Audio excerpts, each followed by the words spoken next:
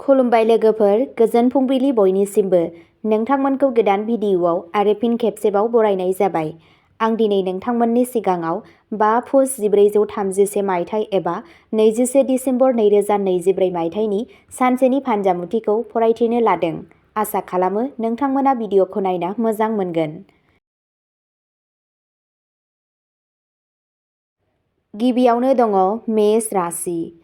मेष राशिनि सुबुंफोरनि थाखाय हाथरखिफोरा बुङो दि बे सानाव नोंथाङा नोंथांनि बिबुंथियाव गोदै लाबोनांगोन। नोंनि गोदै गाराङा नोंथांखौ मान होगोन। दिनै नोंथांनि लोगोफोरनि अनजिमायाबो बांगोन। नाथाय थेवब्लाबो सोरजोंबा रायज्लायनाय समाव नोंथांनि सोदोबफोरखौ लिरनाया साबसिन जागोन। दिनै नोंथाङा नोंथांनि आजै-आजौनि सम्पथिनिफ्राय मुलाम्फा जानो हागौ।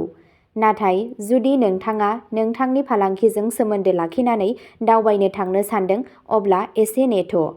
दिनै नोंथाङा नोंथांनि गोबां आयदाफोरखौ गावनि आखा-फाखाथिजों गोरलैयैनो सुस्रांगोन। नाथाय दिनै नोंथाङा मोनसे सोरखारि मावथांखिफोरनि मुलाम्फा मोनगासिनो दं। नोंथांनि दिनैनि खाफालगोनां दिगआ जादों सा-खोला, खाफालगोनां अनजिमाया जादों 3 आरो खाफालगोनां गाबआ जादों सोमखोर गाब। वृषभ राशि। दिनै नोंथाङा गोसोआरि गोजोन एबा य'गानि राहा लाना गोबां जेंनाफोरनिफ्राय उदां जानो हायो। नाथाय जुदि साख्रि मावग्रा सुबुंफोरनि माबाफोर खामानिया आबुं जाया, अब्ला दिनै नोंथाङा बेखौ फोजोबनो थाखाय गोब्राब नाजानांगोन। बबेखानि दिनैनि साना फिसा फालांगिरिफोरनि फारसे जागोन। बिसोर लुबैनाय मुलाम्फाखौ मोनगोन। दिनैनि साना फरायसाफोरनि थाखायबो मोनसे जुनिया सान। जुदि नोंथाङा आनजादनि थाखाय आर'जलाइ होनो लुबैयोब्ला नोंथाङा हागोन। नोंनि जिउ लोगोरिनि सावस्रिया एसे गाज्रि जानायनि थाखाय जेंना नुजाथिगोन। नोंथांनि दिनैनि खाफालगोनां दिगआ जादों सानजा सोनाब, खाफालगोनां अनजिमाया जादों 9 आरो खाफालगोनां गाबआ जादों पार्पल गाब। मिथुन राशि। दिनैनि साना मिथुन राशिनि सुबुंफोरनि थाखाय जोबोद बेसेन गोसा जानो थांगासिनो दं। दिनै नों गावनि बांलांनाय खरसाखौ सामलायनो नाजानांगोन। नङाब्ला इयुनाव नोंथाङा रांखान्थियारि आंखालजों मोगा-मोगि जानांनो हागौ। जुदि नोंथाङा दिनै नोंथांनि लोगोफोरजों पार्टी खालामनो सानदोंब्ला अब्ला नोंथाङा बेनि थाखायबो रां बाहायनांनो हागौ। दिनै नोंथाङा नोंथांनि दाहारखौ सुख'नायाव गोबां जाफुंसार जागोन, जाय नोंथांनि गोसोखौ खुसि खालामगोन। खामानिनि जायगायाव गोबाव समनिफ्रायनो थाबथानानै थानाय खामानिफोरा आबुं जानायनि थाखाय गोसोआव गोजोननाय फैगोन। नोंथांनि दिनैनि खाफालगोनां दिगआ जादों खोला-सानजा, खाफालगोनां अनजिमाया जादों 5 आरो खाफालगोनां गाबआ जादों खमला गाब। कर्क राशि। दिनैनि साना सुबुंफोरनि थाखाय जोबोद गोजोनथाव फिथाय लाबोनो थांगासिनो दं। नाथाय दिनै नोंथाङा गावनि आखुनि सायाव एसे सामलायनांगोन। गावनि बिदा-फंबायफोरजों रायज्लायनाय समाव एसे सोदोबफोरखौ मोजाङै सायख', नङाब्ला सोमोन्दोआव गोरोबलायै जानो हागौ। फालांगियारि सुबुंफोरा दिनै मुलाम्फानि थाखाय गोदान खाबु मोनबाय थागोन, जाय थारैनो मुलाम्फा जागोन। मोनाबिलियाव नोंथाङा गोथार खामानियाव बाहागो लानो थाखाय सासे बाहागिनि न'आव थांनो हागोन। लोगोसे नोंथाङा गावनि बिमा-बिफाजों मोनसे गोनां बिथांखिनि सायाव सावरायनो हायो। नोंथांनि दिनैनि खाफालगोनां दिगआ जादों सा-सोनाब, खाफालगोनां अनजिमाया जादों 2 आरो खाफालगोनां गाबआ जादों गलापि गाब। सिंह राशि। जुदि नोंथाङा नोंथांनि फालांगिखौ फेहेरनो थाखाय दाहार बायदि लानो सानदोंब्ला, दिनै नोंथाङा बेखौ गोरलैयैनो मोननो हागोन।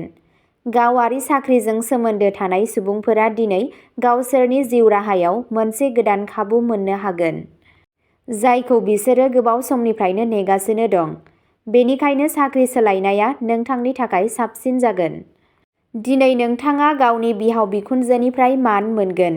बेलासियाव नोंथाङा नखरनि सोद्रोमानि न'आव फुजायाव बाहागो लानो हायो। नोंथांनि दिनैनि खाफालगोनां दिगआ जादों सा-सोनाब, खाफालगोनां अनजिमाया जादों 3 आरो खाफालगोनां गाबआ जादों पार्पल गाब। कन्या राशि। दिनैनि साना कन्या राशिनि सुबुंफोरनि थाखाय जेंनाफोरजों बुंफबनाय सान जानो थांगासिनो दं। दिनै नोंथाङा फालांगियाव गोबां जेंनाफोरजों मोगा-मोगि जानांनो हागौ। दिनै नोंथाङा गावनि बिफानि सावस्रिनि थाखाय जिंगासिनो थांगासिनो दं। नोंथांनि बिफानि सावस्रियाव जौगानाय गाहाय जानो हागौ। दिनै जुदि माबाफोर गोनांथार खामानि मावनांगौब्ला बेखौ दोनथ'नो नाङा।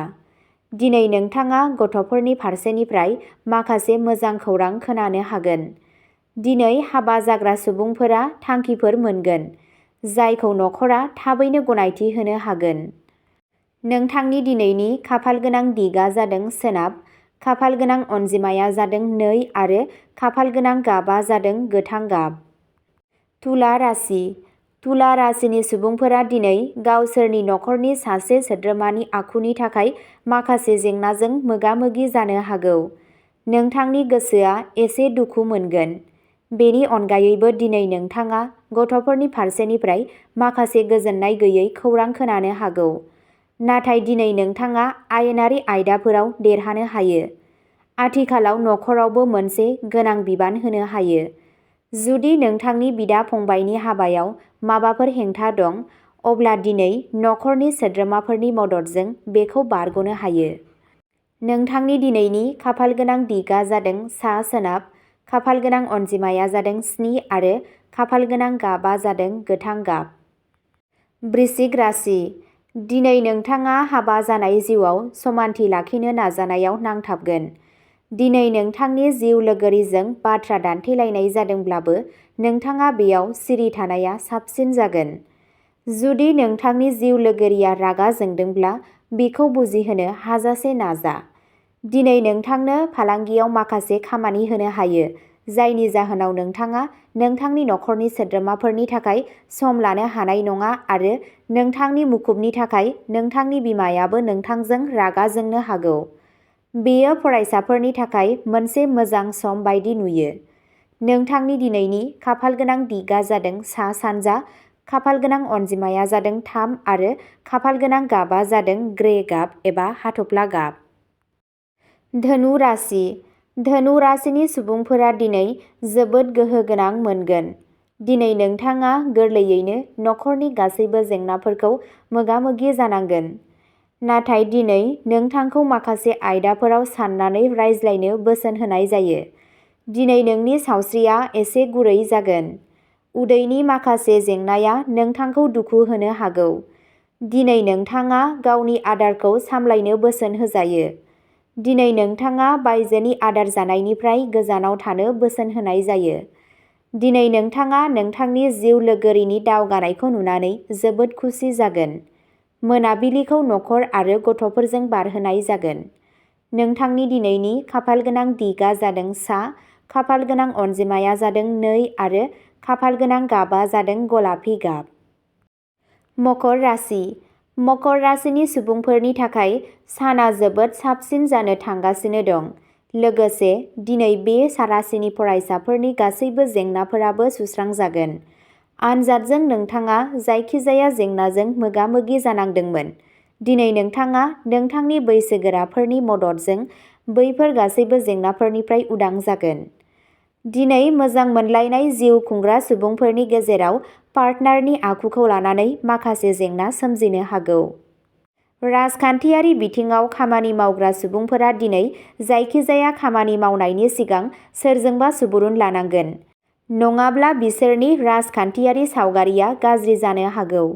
नोंथांनि दिनैनि खाफालगोनां दिगआ जादों सा-सानजा, खाफालगोनां अनजिमाया जादों 7 आरो खाफालगोनां गाबआ जादों रुफानि गाब।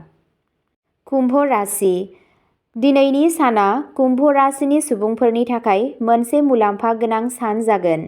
दिनै नोंथाङा नोंथांनि आजै-आजौफोर आरो बिमा-बिफाफोरनि बोरजों मोनसे गोदान सम्पथि एबा गोदान गारि मोननो हागौ, जाय नोंथांखौ खुसि खालामगोन।